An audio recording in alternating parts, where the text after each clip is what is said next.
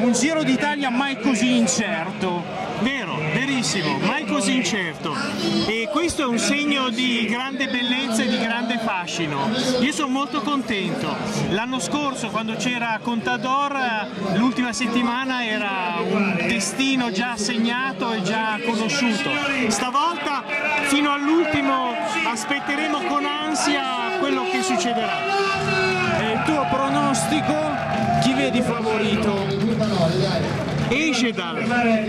Allora, questo canadese sembra trovare i consensi di tanti appassionati e di tanti addetti ai lavori. Il suo punto di forza sarà la cronometro di domenica?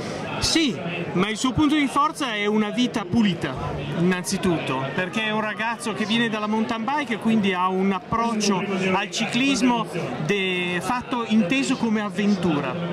E poi è molto spontaneo, è molto semplice e soprattutto è uno che va a pane e acqua. E quindi la sua vittoria comunque sarebbe anche la nostra vittoria, mia e tua.